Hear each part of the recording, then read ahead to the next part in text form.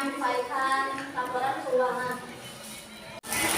Untuk materi yang terakhir, evaluasi yang akan disampaikan oleh Tuti dan Dwi.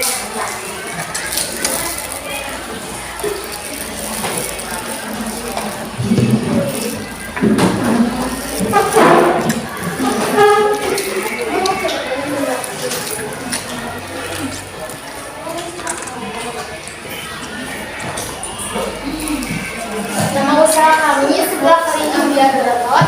Waktu persiapan 1 hari, tempat jualan online via WhatsApp dan offline di sekolah. Produk ini dinamakan sebelah Kering Ambiar Gratot karena makanan yang dibuat sangat pedas. Maka dari itu, hari dan tanggal pembentukan sekaligus penetapan nama usaha yaitu Selasa 6 September 2022. 1. Aspek pemasaran.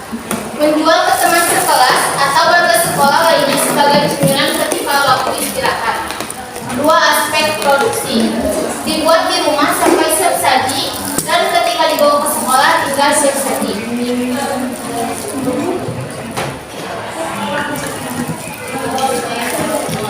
Untuk aspek keuangan, bahan-bahan kerupuk 1 kilo, minyak goreng 1 kilo, daun jeruk, bumbu penyedap 2 bungkus, bumbu balado 1 bungkus, cabai bubuk, plastik pouch 1 pak, logo atau label 1 lembar dengan harga 15.000, 14.000, 3.000, 6.000, 3.000, 6.000, 20.000 ditambah 87.000, jadi jumlahnya 90.000.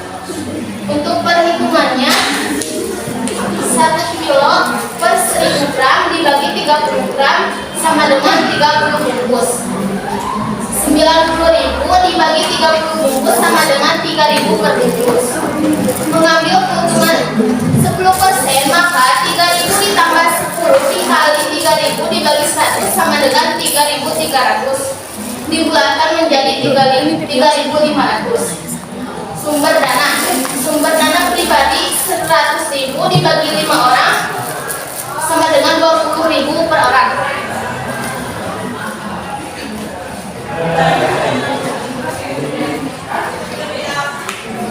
Strategi pemasaran. Jadi 1. Direct selling. Direct selling atau penjualan langsung merupakan jenis strategi pemasaran di mana penjual akan menjual produknya secara langsung kepada konsumen.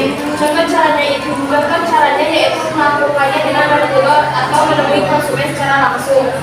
Yang kedua, internet marketing. Strategi pemasaran ini cukup dikenal dan digunakan oleh banyak pelaku usaha khususnya di media sosial. Contohnya seperti WhatsApp, Instagram.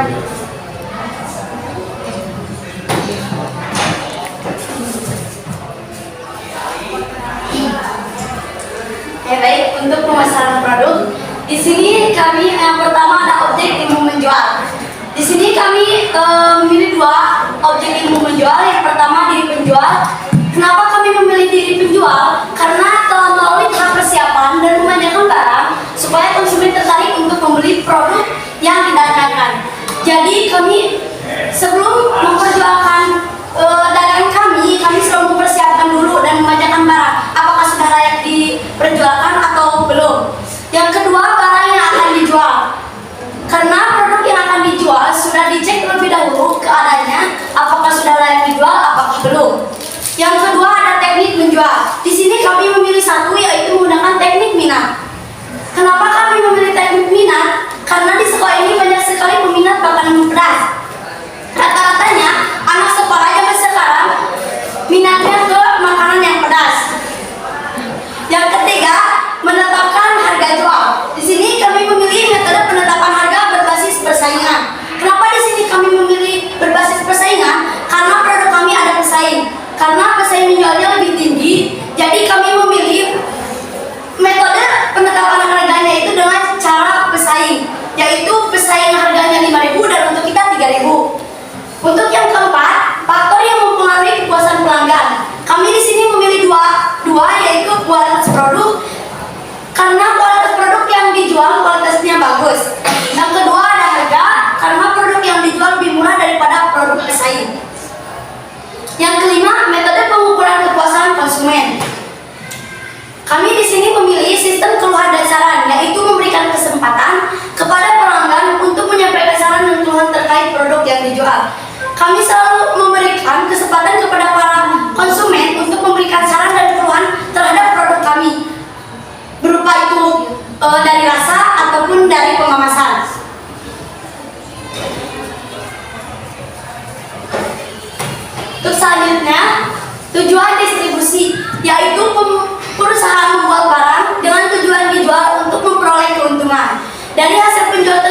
dapat digunakan untuk melakukan proses produksi kembali sehingga kelangsungan hidup perusahaan tetap terjamin. Jadi tujuan distribusi ini yaitu agar kita memiliki keuntungan, dan keuntungan itu kami akan proses terus memproduksi kembali sehingga perusahaan kami terjamin. Yang kedua, sistem distribusi, yaitu sistem distribusi langsung. Karena penjual produk tidak melalui perantara, jadi kami menjual produk kami tidak melalui perantara siapapun. Kami langsung menjual ke konsumen. Yang ketiga, saluran distribusi, yaitu pedagang. Di sini pedagang ada dua, yaitu pedagang besar dan pedagang eceran. Nah, di sini kami memilih pedagang eceran karena menjual produk sendiri dan dijual oleh sendiri. Jadi kami tidak melalui perantara. Yang keempat, macam-macam saluran distribusi, yaitu produsen dan konsumen. Karena saluran distribusi ini merupakan yang paling pendek dan sederhana tanpa menggunakan perantara. Jadi kami tidak melalui perantara siapapun. Baik, di sini untuk laporan keuangan. Yang pertama ada laporan laba rugi bulan September.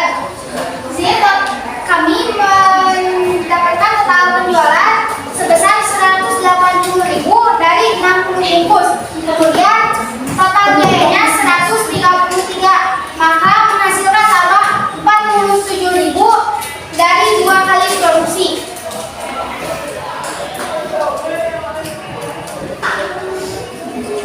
Kemudian di sini ada bulan Oktober. Di sini total penjualannya sebesar 359.000 dari 120 bungkus. Kemudian di sini kami mendapatkan pendapatan luar usaha yaitu sebesar 106.000 dari 53 bungkus. Dan total biaya itu sebesar 248.000, maka menghasilkan laba 217.000 dari 3 kali produksi. Kemudian di sini ada laporan laba rugi bulan November. Yang pertama itu total penjualan sebesar 318.000 dari 106 bungkus. Kemudian kami juga mendapatkan pendapatan luar usaha sebesar 143.000 dari 95 bungkus. Kemudian total biayanya 242.000, maka kami menghasilkan laba sebesar 219.000. Oke, untuk strategi negosiasi, di sini strategi kalah menang, Raswin strategi. Kenapa kami memilih ini? Karena dalam melakukan negosiasi selalu mengalah terkait harga. Di sini kami tidak mungkin menurunkan harga atau kalah untuk harga, karena kami selalu berpikir terlebih dahulu jika untuk menurunkan harga. Di sini ketika konsumen meminta harga segitu, kami selalu memberikan. Kami selalu mengalah terkait harga. Untuk taktik negosiasi, yang pertama kita harga jualnya seperti biasa yaitu 3.000. Ketika konsumen meminta harga 2.000, kami tidak langsung mengiyakan karena kami berpikir terlebih dahulu bahwa kita sudah mempunyai keuntungan. Nah, setelah kami berpikir kami telah mempunyai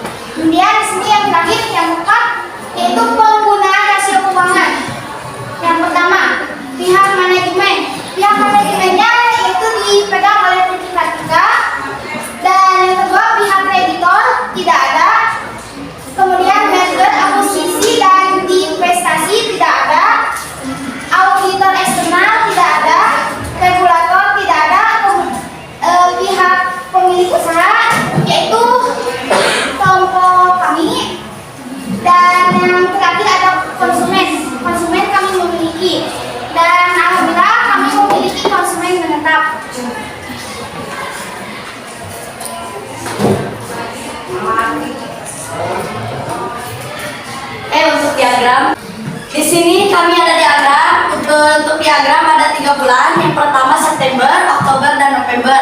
Untuk September kami ada 2 kali produksi dengan laba 47.000, dan untuk bulan Oktober kami ada 3 produksi untuk laba 217.000, dan untuk bulan November 3 kali produksi dengan laba 219.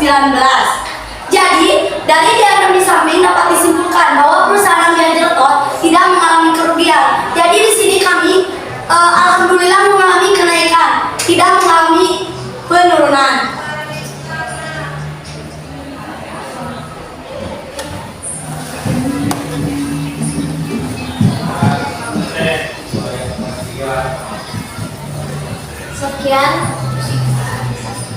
Sekian presentasi dari kelompok kami. Mohon maaf bila ada kesalahan dan kekurangan. Wassalamualaikum warahmatullahi wabarakatuh.